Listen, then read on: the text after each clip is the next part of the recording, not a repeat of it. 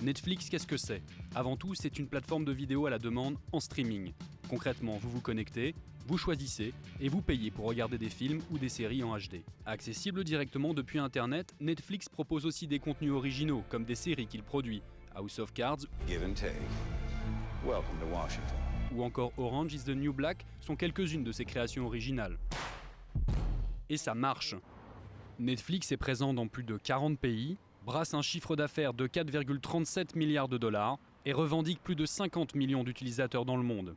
Un modèle économique original et qui paye, comme le confirme ce professeur à l'Université de Californie. Le but principal de Netflix est d'avoir le plus d'abonnés possible qui veulent payer 10 $ par mois. Ils sont arrivés à la conclusion que le meilleur moyen d'atteindre ce but, c'était d'avoir du contenu original, que les gens ne peuvent pas trouver ailleurs. C'est une stratégie qui n'est pas vraiment différente de celle de Canal+.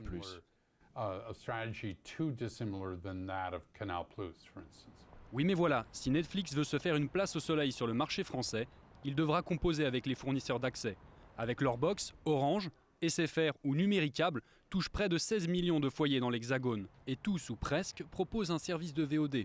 Du coup, impossible pour Netflix d'être disponible depuis le téléviseur sans payer les fournisseurs d'accès. Netflix va-t-il dominer le marché de la VOD? Rien n'est moins sûr, comme le confirme cet expert. Ce n'est pas gagné parce qu'encore une fois, l'offre française est assez bien constituée, qu'en plus de ça, le marché de la télévision français n'est pas le marché américain. Et par conséquent, pour avoir vu le catalogue qui allait être mis en ligne à partir de demain, très sincèrement, je pense qu'il va y avoir un très gros challenge à relever pour Netflix parce que le produit est resté très anglo-saxon, alors qu'en fait, aujourd'hui, la consommation par le public français est très souvent à base de programmes nationaux, de films et de séries. Netflix va-t-il s'imposer comme le leader de la VOD en France? En tout cas, une chose est sûre, ses concurrents français l'attendent déjà de pied ferme.